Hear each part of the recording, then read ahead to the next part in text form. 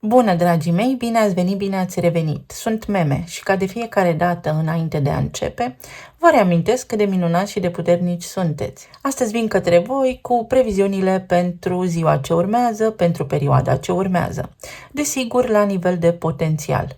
Luați de aici informațiile cu care rezonați voi, ceea ce vă interesează și se aplică pe situațiile voastre de viață. Această emisiune este atemporală și are sensul de a vă ajuta pe voi atunci când aveți voi nevoie, din momentul în care accesați acest clip. Vom construi mesajul în funcție de momentul prezent și de vibrația numărului 23, indiferent de data la care accesați acest clip, pentru că timpul este un concept relativ. Să vedem așadar despre ce este vorba.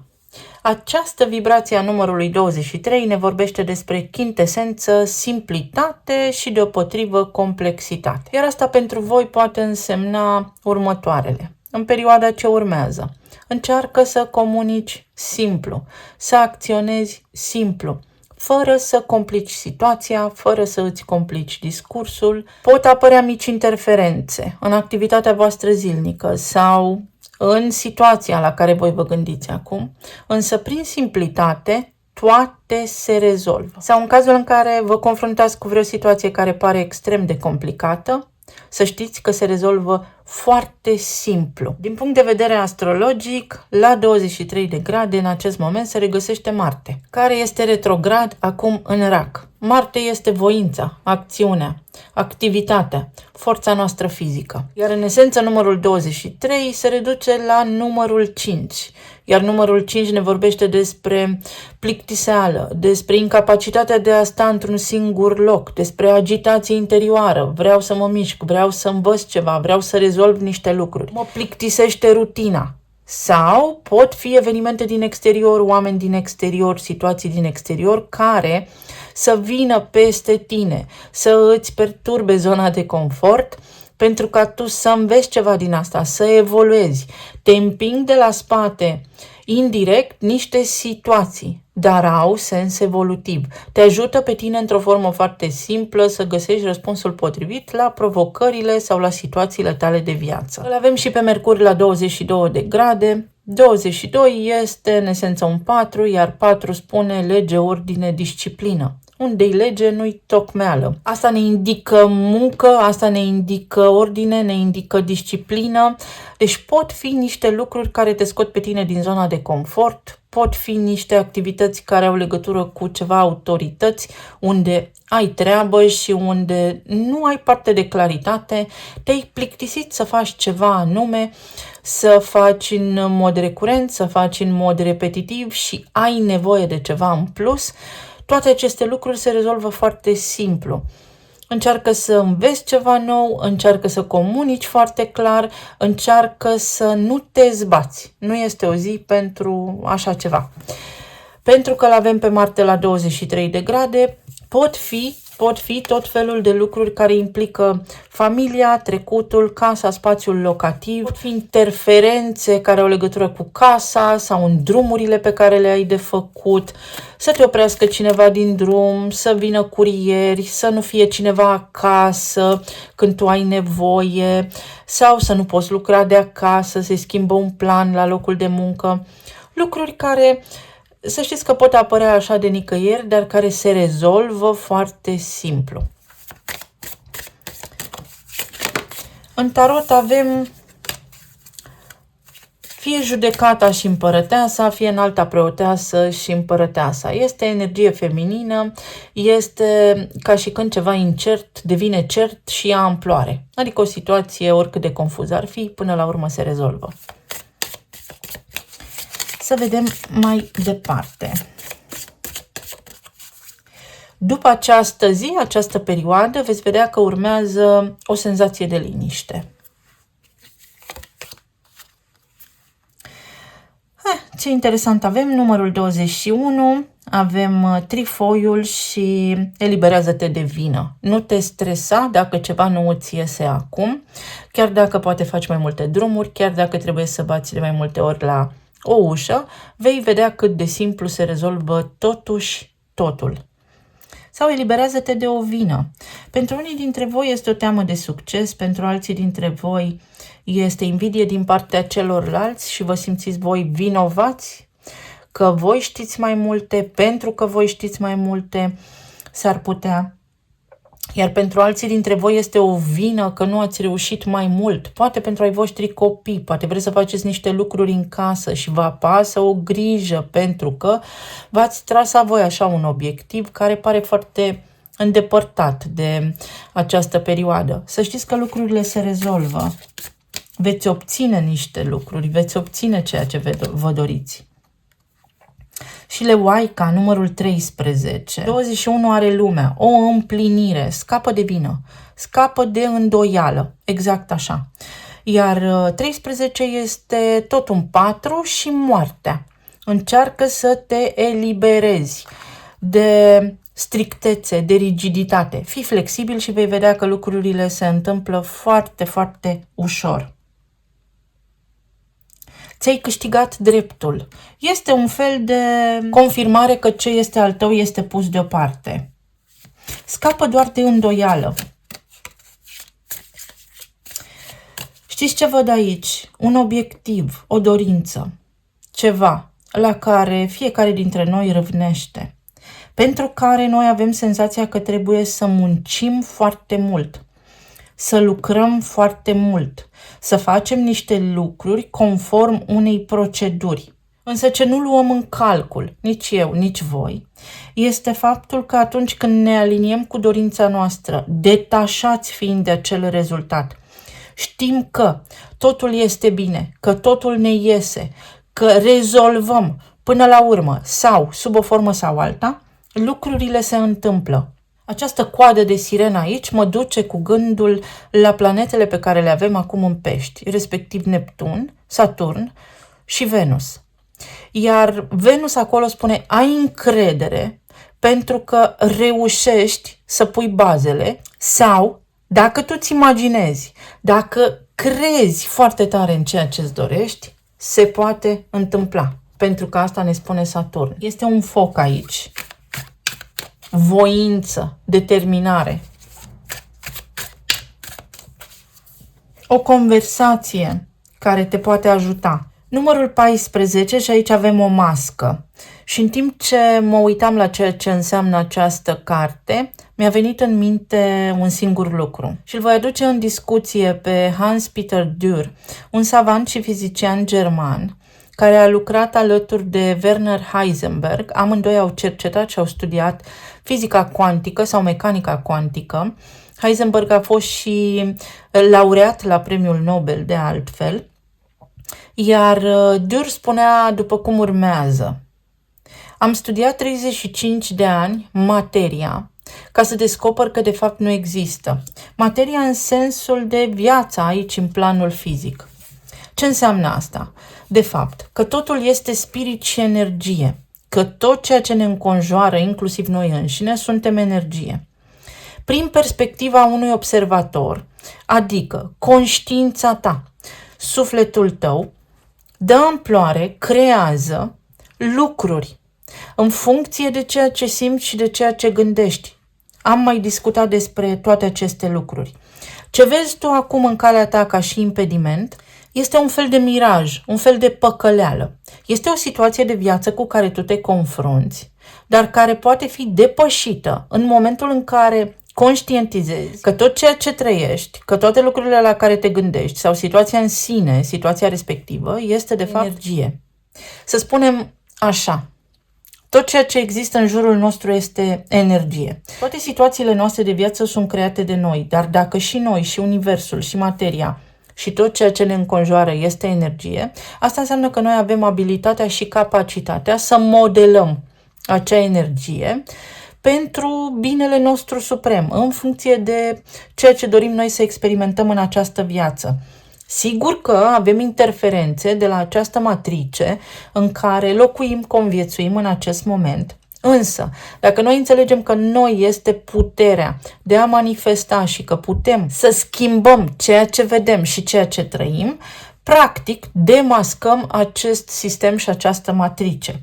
Ce vedem în fața ochilor noștri este o proiecție. Este o situație de viață în care tu și o anume persoană ai o provocare și persoana respectivă este tot energie. Energia respectivă, să spunem că este poziționată pe o anumită frecvență și vibrează diferit față de tine. Tu te-ai întâlnit, te-ai conectat cu respectiva persoană, rezonând cu frecvența la care persoana respectivă se regăsea în acel moment. Totul se poate schimba și asta vine din tine. Din tine, pentru că vorbim despre chintesență divină. Vorbim despre faptul că ești un fractal, adică o bucată mică dintr-o mare de energie, să spunem așa, ca să mă înțelegeți ce vreau să transmit. Tot ce vezi tu în jurul tău sunt niște actori, sunt niște situații care te trezesc, te ajută pe tine, ca în filmul Divergent, să-ți dai seama că poți rezolva orice și că este foarte simplu. Iar toate aceste lucruri îți vor aduce liniște. Liniștea este vibrație înaltă. Din liniște, vibrând pe o frecvență înaltă, poți modela realitatea în funcție de ceea ce îți dorești. Așa, la nivel foarte pământean, poți descoperi niște lucruri. Te poți elibera de o vină. Poți descoperi dacă cineva este vinovat sau nu astăzi. Sau poți înceta din a acuza sau din a arăta cu degetul pe cineva. Pentru că vei rezolva mai repede o anume situație, renunțând la a judeca pe cineva, dând o șansă cuiva, dându-ți ție o șansă, iertându-te pe tine. Știți ce se întâmplă când vorbim despre iertare și să iertăm pe alții? Nu iertăm de fapt pe ei. Iertăm pentru noi pentru că ne iertăm pe noi. Mă iert pe mine pentru că am luat o notă mică în școală. Nu o iert pe mama pentru că m-a certat că am venit acasă cu o notă mică. Mă iert pe mine pentru că nu am reușit să iau un interviu pentru poziția pe care o doream, pentru acest loc de muncă. Nu iert angajatorul pentru că nu m-a pus pe lista scurtă sau pentru că nu m-a selectat pe mine din mulțimea de candidați pentru acea poziție. Și se face schimbarea, intrăm în vibrația numărului 12 a spânzuratului, vedem perspectiva diferit, vedem lucrurile diferit și începem să reușim, începem să manifestăm ceea ce ne dorim. Sper că nu v-a plictisit introducerea și dacă v-a plictisit îmi pare tare rău, dar vin aici alături de voi pentru ca voi să înțelegeți, să schimbați ceva, să faceți ceva. Altminteri eu pot prevesti, cum vreți voi să-i spuneți, dar lucrurile nu se schimbă înspre bine pentru că rămânem blocați pe traiectoria pe care deja suntem. Poate fi și vorba despre faptul că meriți niște scuze și cineva își cere scuze astăzi. Recunoaște că a greșit față de tine. Poate fi oricine. Un funcționar public spune scuze. Da, trebuia să fi rezolvat deja situația aceasta la locul de muncă, persoana iubită, copiii. Înțelegeți voi? După caz, relații, plan material și emoțional.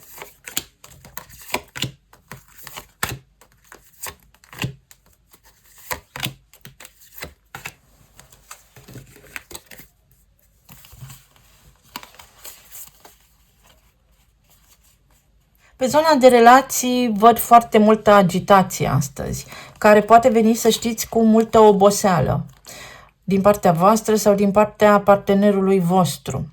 Este ca și când voi și partenerii voștri de viață căutați liniște și puteți atinge o stare de liniște. După o lungă perioadă de stres, de călătorit, de drumuri făcute, de lucru, puteți atinge, uite, o stare de liniște. Vă puteți regăsi în casa voastră, în sfârșit liniștiți, cu gândul la ceva anume, cu o situație de viață rezolvată. Poate fi pentru unii dintre voi aici în discuție faptul că cineva nu voia să stea de vorbă. Poate fi pentru alții dintre voi ceva de genul: am simțit în permanență că ceva anume ne scapă printre degete. Dar uite că în această perioadă, după mult timp, după multe încercări, reușiți să vă vindecați de ceva anume, reușiți să ajungeți la un acord comun, reușiți să găsiți o perioadă de stabilitate, să atingeți o perioadă de stabilitate. 9 de spade vine și cu stres mult, vine și cu o stare de anxietate foarte mare, vine și cu agitație interioară, dar în combinație cu asul de cupe vine cu liniște. Cei care sunteți singuri v-ați săturat de căutări. Vreți un partener, dar sunteți pe de o parte foarte stresați, foarte agitați în interiorul vostru când vine vorba despre acest subiect delicat. Vreți pe cineva și puteți cunoaște pe cineva. Atât că, așa cum am spus, trebuie să înțelegeți că lumea aceasta este toată energie și când noi vedem o masă este doar o explicație științifică în spate de ce vedem o masă și nu vedem energie. Sunt diferite unghiuri, sunt diferite perspective pe care astăzi le puteți înțelege și vă puteți calma pentru a intra în rezonanță cu cineva care se potrivește perfect cu voi în acest moment prezent. Pentru alții dintre voi aici se clarifică o situație. Pot fi niște scuze pe care le așteptați, niște scuze pe care le meritați, un merit al vostru recunoscut. Poate fi și un cadou, poate fi și un buchet de flori, poate fi pentru unii dintre voi soluționarea unei provocări medicale a partenerului vostru de viață sau a voastră. Lucru care v-a agitat puțin în casă în ultima perioadă. Se soluționează ceva sau vă liniștiți după o perioadă de eforturi depuse în anumite chestiuni importante care au legătură cu viața voastră de cuplu și de familie. Sau vreți o pauză în sensul bun. Vreți să faceți niște lucruri pentru că ați obosit în căutări, în agitație. Așa cum am spus, acest număr 23 are tendința de a complica lucrurile. Totul pare complicat și parcă vreți să scăpați de niște responsabilități. Veți reuși să vă liniștiți. Veți vedea, în zilele ce urmează apare și liniștea. 8 de bâte. Foarte multă comunicare, foarte multă agitație și pentru voi și pentru partenerul vostru de viață. Poate fi și acea impulsivitate despre care v-am vorbit, care să vă agite puțin, sau poate fi în sfârșit, uite că lucrurile avansează într-o direcție sau alta, în funcție de ce trăiți voi în acest moment prezent. Și vă treziți dintr-o dată cu o soluție pe masă. Nu vă dați seama cum s-a întâmplat, dar ați materializat foarte ușor ceva. Materializați foarte ușor ceva. Cel puțin acesta este potențialul. Regele de cupe. Stabilitate emoțională. Veți trece de la stres la împlinire sufletească. Cineva vă ajută, vă întinde o mână de ajutor, vă sprijină la nevoie. Puterea vă ajută să faceți niște lucruri. Este aici o persoană care se implică în a vă ajuta. Poate fi vorba, exact cum am spus, despre cineva care își cere scuze, care admite că a greșit, sau poate fi un compliment din partea cuiva care recunoaște că voi sunteți stâlpul, voi sunteți cei responsabili în relația voastră de cuplu și acest lucru sigur că va atinge o coardă sensibilă, ceva de bine clar. O schimbare, regenerare, creștere, metamorfoză și cicluri. O căutare care i-a sfârșit. Exact așa este. După această perioadă, după această zi, vă regenerați, reușiți să atingeți un obiectiv. Și 14 din nou, temperanța, o stare de echilibru. Pe de altă parte aici este foarte multă energie de rac, de familie, de casă. Se reglează ceva în casa voastră, în ceea ce privește casa voastră, dacă aveți reparații de făcut. orice care ține de spațiul locativ, care poate implica și plata unor facturi și cumpărături, treburi administrative, se rezolvă. După această zi de agitație, să spunem, mai mare, apare liniștea, se așterne liniștea. Să nu complicați nimic. La nivel de plan fizic sau material, uite spânzuratul despre care vorbeam. Se deblochează o situație la locul de muncă. Unii dintre voi s-ar putea să trăiți o idilă la locul de muncă care pare imposibilă și să fiți nevoiți așa să vă vedeți din când în când sau să țineți secret acest lucru. Pentru alții dintre voi este vorba despre creativitate și despre puterea de a manifesta ceva. Veți avea foarte simplu, un indiciu foarte clar că puteți începe un proiect la care vă gândiți. Pentru alții dintre voi se deblochează o situație la nivel financiar, pentru că există o aliniere aici între voință, dorință și acțiunea pe care o puteți face pentru a vă atinge obiectivul, pentru a vă îndeplini dorința. 6 este armonia, îndrăgostiții aduc o stare de echilibru, iubești poate ceea ce faci, îți iubești meseria și atunci energia spune nu te identifica cu locul tău de muncă, cu ceea ce faci acolo, pentru că trebuie să avansezi, este doar un loc de muncă, nu te stresa, ia lucrurile mai simplu.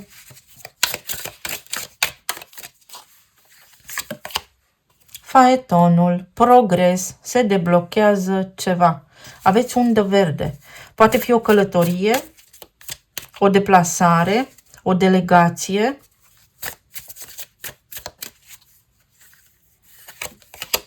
Și temperanța. Luați lucrurile cu calm pentru că se rezolvă. Se deblochează și niște plăți, întârzieri la plăți. Am spus în citirea pentru această săptămână, în emisiunea pentru această săptămână. Gândește-te că nu lucrezi degeaba. Sunt niște întârzieri la plată aici, care se rezolvă. Este o situație pe care nu o poți controla. O situație care, uite, are niște motive ascunse. Îți sunt necunoscute. Este haos. Intră Uranus din nou în mers direct, și reia mai corect spus, Uranus mersul direct de săptămâna ce urmează și atunci lucrurile vor fi mai ușoare. Te vei elibera în curând. Intri într-o nouă etapă, într-o nouă fază a vieții tale care este plină de bucurie. Ori poate fi în sfârșit îmi găsesc un loc de muncă, în sfârșit, uite, am acces la omul acesta pentru a încheia o afacere, în sfârșit îmi cresc vânzările, ceva se echilibrează, își revine. La nivel emoțional aici, uite, vedeți că l-avem și pe 9 de spade.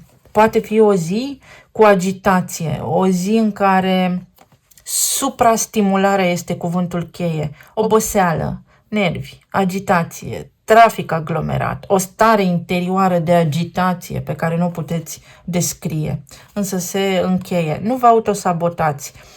7 de spade aici vine cu scenarii închipuite, cu autosabotaj, cu planuri, strategii pe care ni le facem, dar care nu țin, nu sunt sustenabile și atunci 6 de spade ne invită foarte elegant să luăm loc, să ne liniștim, să așteptăm puțin. La nivel medical, cărțile acestea indică așa: plămâni, respirație, tot ce ține de tristețe.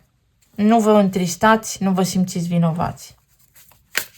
Perinic, spre exemplu, este un conflict de teritoriu. Vin banii, se rezolvă, vedeți? Avem spânzuratul și faetonul. Se rezolvă. Steaua, se rezolvă.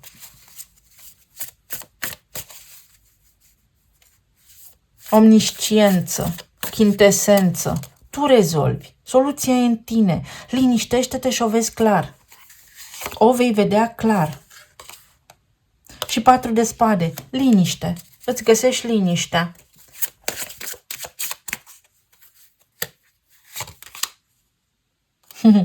Mâine lucrurile pot fi mai bine. Uite, gândește-te cu încredere că se rezolvă ceva.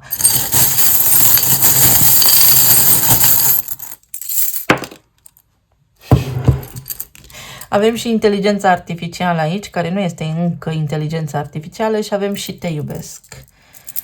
Ceva care, uite, vizează relația cu ai voștri copii, ori copiii voștri vă sprijină, vă oferă ajutor, ori copiii voștri v-au greșit și vă cer scuze, ori copiii voștri sunt un sprijin de nădejde pentru voi, sau este vorba despre copilul interior și despre puterea personală pe care o puteți accesa acum. Niște reparații în casă pot fi. Uite, reparații în casă.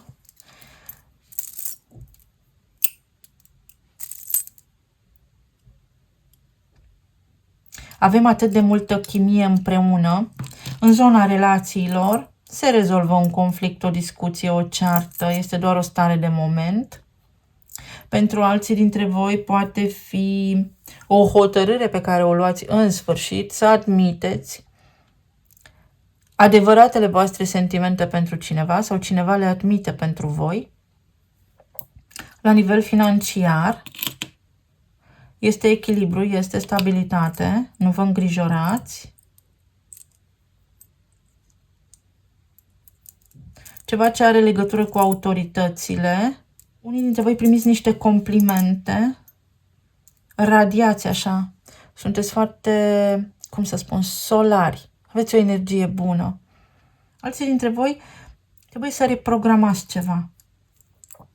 Uite, iubire, prieteni foarte buni sau respect reciproc în relația de iubire. Vărsătorul, să știți că este o frecvență înaltă ca și arhetip. Și aici vorbim despre unitate și despre un sens comun, despre o direcție comună.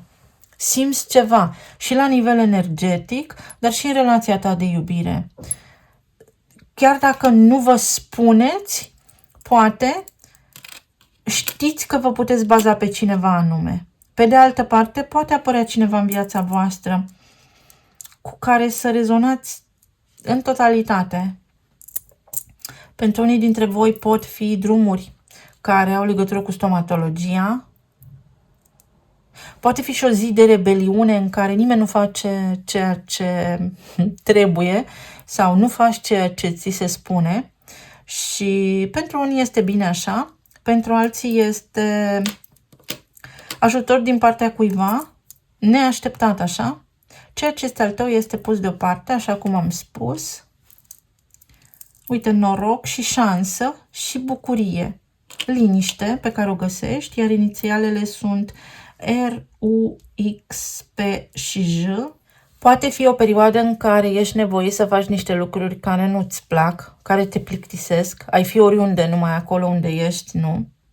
Însă trece. Fă ceea ce trebuie pentru că nu vei fi dezamăgit. Uite, este o evoluție. Te ridici, crești în ochii cuiva, nu te simți vinovat. Pentru alții dintre voi este la nivel fizic, cumva frumusețea voastră interioară se reflectă în exterior. Un angajament față de tine sau un angajament al cuiva. Cineva și-a luat un angajament, nu s-a ținut de cuvânt, nu s-a ținut de promisiune, lucrurile s-au blocat, tu ai fost foarte stresat, însă vei vedea că trece și că te liniștești. Încearcă în tot acest proces să nu te întristezi, să nu te simți vinovat în cazul în care o faci, pentru că ajungi să vezi soarele sau se soluționează, lucrurile se simplifică. Sau aveți de făcut o prezentare, aveți o întrevedere foarte importantă cu cineva. Fiți autentici, nu încercați să complicați o situație sau să faceți ceva mai mult decât ați putea voi să faceți, pentru că simplu sau modalitatea simplă este cea care va aduce succesul. Vă mulțumesc tare mult, vă doresc să aveți o zi minunată, liniștită și să ne auzim cu bine și data viitoare. Pa, pa!